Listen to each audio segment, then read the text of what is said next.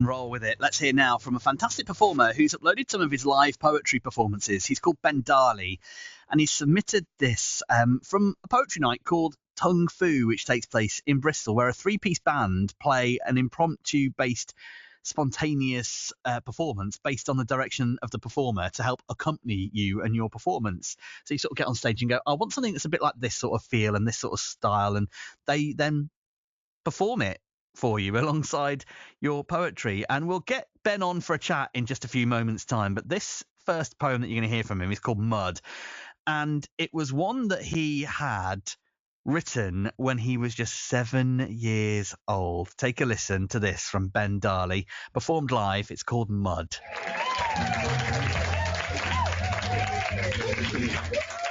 How about it for my band? Can I have some 90s nostalgia, please? Early 90s nostalgic vibe. That's all I got for you. I'm going to read some poems I wrote when I was 7. So whatever you think goes behind that. Spice Girl. Yeah! A bit earlier. We're looking at 1993. So, East 17, early Take That. 17. Should have prepared better, shouldn't I? Smash it. Meatloaf, Whitney Houston, Bryan Adams. Those are the big songs of that couple of years. Yeah. Hi, I'm Ben Dali. When I was 7, I learned how to rhyme. So naturally, I wrote a book of poems. Remarkably, I have with me the master copy of my manuscript. This book, the book of poems by future stage name Ben Dali. It's 33 years old. Older than some of your mistresses. And even though I know the poems by heart, I'm going to simulate reading them from the book for effect. The first one is called Mud. Mud is splashy. Mud is fun. If I couldn't splash around in mud, I'd turn into a nun. Mud is sploshy. Mud is groovy. I'd like to take a ball of mud and put it in a movie. Mud is splishy. Mud is great. But I would not like to see some mud placed on my breakfast plate. Thank you. BBC Upload. BBC Upload. Lovely, isn't it? It's so fun. A brilliant poem from his childhood, and it still sounds amazing today. Well, let's find out a bit more about it, shall we? And a whole lot more with the man himself, Ben Dali. Hello, Ben. Hello, Adam. How are things? It's great to hear you and your poetry. I've got a smile from ear to ear. It sort of reminds me a bit of my childhood as well, I suppose. It's lovely to get to share it. I mean, when I wrote it when I was 7, I had no idea it would one day be played out to the masses. On the BBC, no less. No less. So take us back then to you as a young Ben when you were 7. What first drew you to poetry at a young age, do you reckon, Ben? I learnt to rhyme and I'd learnt to type. I think my family had probably just got our first upgrade from the typewriter back in the early 90s. So I thought I'd just sit at a computer and press some buttons and see what came out. I didn't come in with a list of ideas. I just thought I might write a poem about mud, or I might write a poem about pirates or football or books, and just see what came out. And I churned out 14 poems. That is incredible. And you put them together in like a little collection, right, that you still have today? Yeah, it's one of those things that just moves from place to place throughout your childhood, and then one day you realise that maybe there's a place for it in your adulthood. So I've started reading some of the poems out in stand-up comedy, and I just took it to a local bookbinders in Bristol and got it bound. So now it's preserved and protected, because it was just a loose sheet of A4 sheets for 33 years, getting a bit of damage. And now it's a proper book. Well, sort of, I suppose. Yeah, I'm going to be using it on stage this evening at a comedy gig in Bath. Ah, nice. And so, I know that you reheard there in your piece that we've just heard that you know these off by heart, but it is a brilliant prop to take on stage with you, isn't it? Of course, it's a little piece of history that you don't expect, something that sets whatever I do apart from what you might expect someone to walk on stage and perform. Yeah, I bet. And, when you first rediscovered these poems, tell us about the story of that. So when did you sort of rediscover the little collection and the poetry book that you'd made? I've been a primary school teacher for a few years. This is my 6th year, and every year I run a school-wide poetry competition where every child in school has to learn a poem by heart, and then each child is picked, one child per class is picked to perform for the whole school in an assembly. And I've written another poem which you're going to play later, which I created for that purpose, to read out to school assemblies. Now, I did one a couple of years ago, and the head of English in my school came up and read a poem she wrote out when she was 12, and I thought, do you know what? I've got poems that I've written when I was a kid. That might be just as inspiring as what I can do now, showing that I've written poems when I was their age and preserved them, and still proud enough of them to share them publicly. So I read a couple out on stage in school, and I thought, you know what? Maybe there's some stand-up material in that as well. And I started performing it when I took up stand-up again 6 months ago. It's brilliant, and what a great way to do it as well. And in between sort of being age 7 and being your age now, Ben, have you continued to write poetry in that time, or does it sort of sit on the back burner for a number of years? I haven't. I wrote that book of poems when I was 7. I was invited up in assembly to read out 3. And after that, my teachers never really encouraged my love of poetry. Obviously, occasionally you cover poetry units when you're going through education, but I never wrote again. And I started looking at my poems in my mid-20s and thinking, you know what, why didn't my teachers encourage this? And that was one of the things that inspired me to become a teacher, to look out for talents or passions and nurture them, and try and make up for the shortcomings of my educators in the 90s. I'm sure they did other good things for me, but that's just one thing I have a little bit of resentment over, is they didn't nurture that passion, and obviously it's more my fault than them, stopped pursuing it. And then after university, I spent the next 20 years as a performer. I'm a magician and a stage hypnotist. I've done a lot of stand-up, about 1,000 kids' parties, been a game show host on cruise ships, and I just missed being on stage as a teacher. So I used my poetry and some other things that I've written since then to get back into the world of live stage performing recently. There's a real bug about it, isn't there, when you get that performing bug that you want to carry on doing through any means. And it sounds, Ben, like you've done a whole load of different bits and pieces there, from hosting performances to, as you mentioned, bits of hypno stuff and magic and bits and pieces too. You must have done it all in all manner of different places, and cruise ships and the like too. I've been around, done a few years up in Edinburgh Fringe, bit of corporate. I had one gig in the Seychelles. Oh, that's the dream, isn't it? That's the dream, although maybe more than one gig would be the actual dream in the Seychelles. It would have been nice to be a recurring one, yeah. That's the gig you want, isn't it? A nice free holiday while you're out there. We heard in that clip there, Ben, of Mud, you were performing there with a band, and they sort of exist as part of this sort of open mic night type performance where anyone can get up and give them a bit of an idea of what sound they want and then perform alongside it. Is that the right gist? Have I got it right there? Yeah, it's a really cool event called Tung Fu, run by a man called Chris Redmond. And I did that in the Cube Cinema in Bristol, but he also tours it around other cities as well. So he's got a band. He'll book some acts for feature-length slots. So I was there as an open mic, so I did book it in advance, but I just had a 5-7 minute window to perform. And you walk on stage, you tell the band what vibe of music you want them to play, and then you do your poems and hopefully get an interesting mashup of poetry and random music where you don't know what it's going to be before you step on stage. And it's an amazing show, and I really want to do it again. I bet, because it sounds incredible. And I know that from the video upload that you sent of us, it's sort of like a 3-piece band on the night that you were there by the look of it. And it was just brilliant to sort of hear you there give very minimal direction, really, a bit of chipping in from the audience with suggestions as well. What was it like then performing fantastic. That poem from, all those many years ago with a band like that?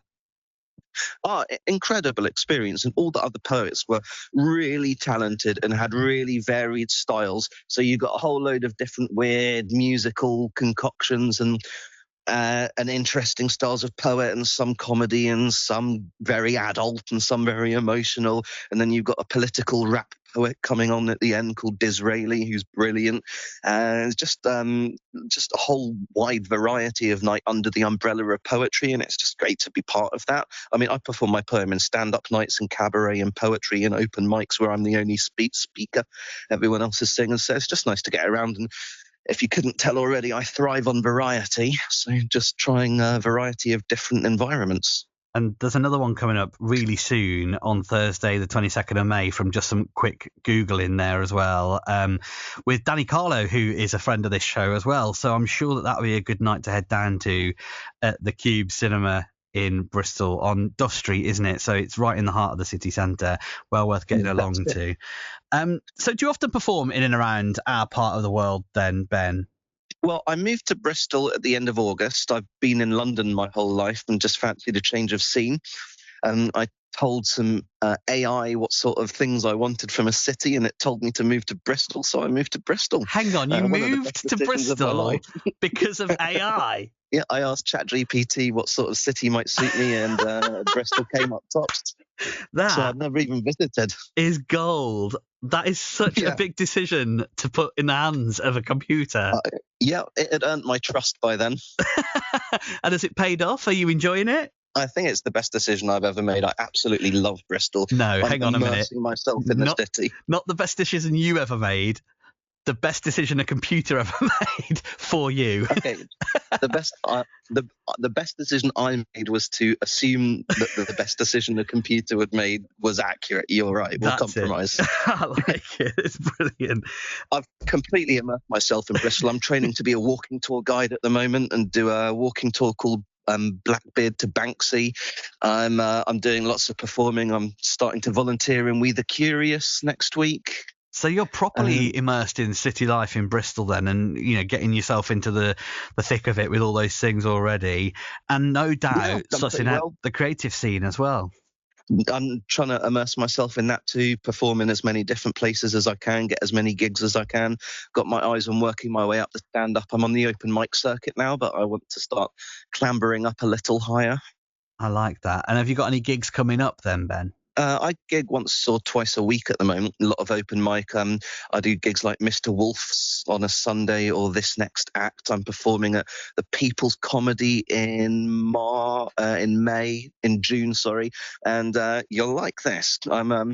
I just heard a couple of hours ago, Adam, that I'm going to be performing at Shakespeare's Globe in July. Oh, that's fancy. Tell us more about that. I entered a poetry competition for students and teachers, and they called Poetry by Heart, and they just announced the results this afternoon. And I'm a finalist for the teachers category, so I'm going to be reading the poem which you're going to play next, live on stage at Shakespeare's Globe in London on the 7th of July, which I'm super pumped about. That is incredible. I mean, what a stage to perform on as well. Right.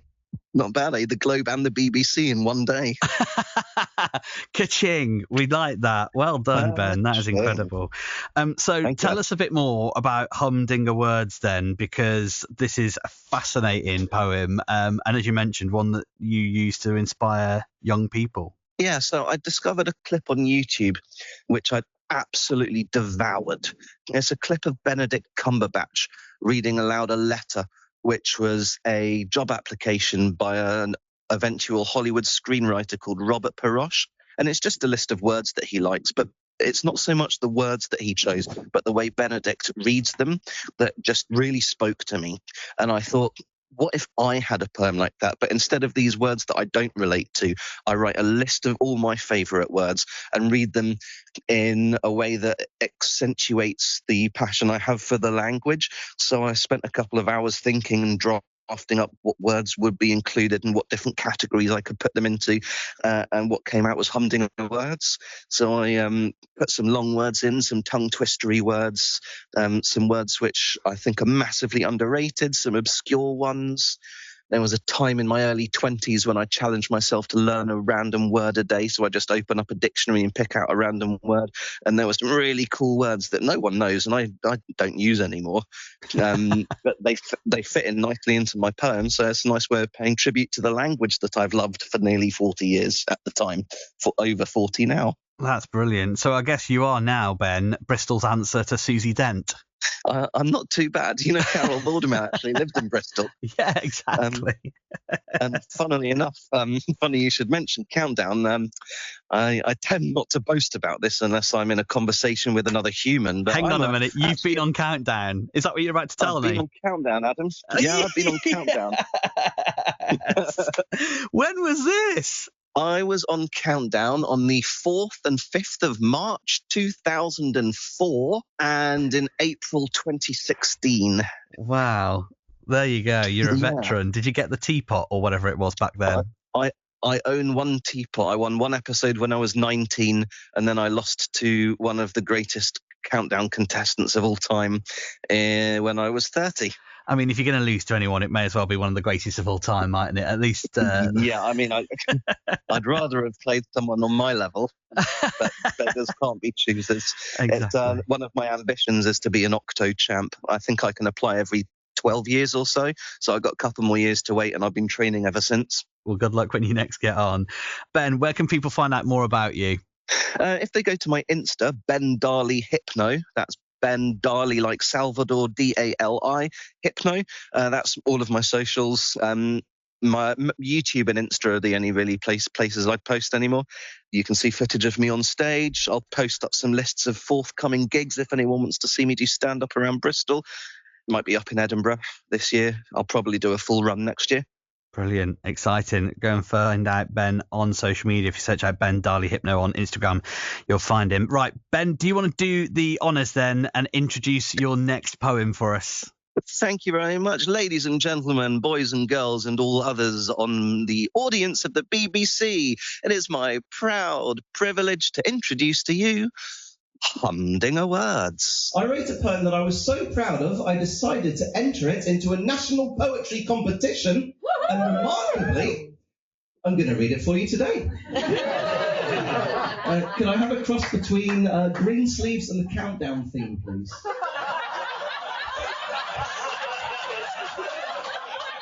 They like a challenge, right? This is Humdinger Words. I like words. I like flippant, silly words like wobble and jiggle and bobble and pickle and butt kiss and doohickey, chinwag, pipsqueak. I like winding consonanty words like whippersnapper, flabbergast, flibbertigibbet, codswallop and gobbledygook. MacGuffin. I like vowely, wowee words like hullabaloo and bamboozle, bazooka, smithereens and schmooze, nincompoop.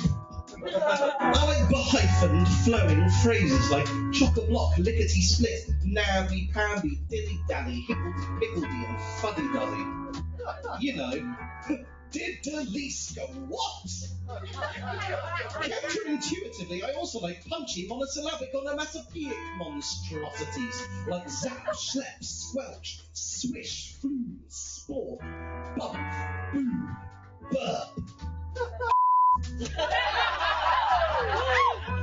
I like scrabblicious words like jazzy and juxtapose, quiz and quincunx, to gain and a tzatziki.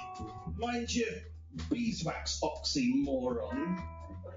I like mystical, mesmeric words like vortex, mimesis, phantasmagoria, cellar capiche, moribund vampire, sycophant, scallywag, hashtag douchebag, bumbag. I worship extensive discombobulating words like indefatigable, infinitesimal, incognito, incommunicado, schadenfreude.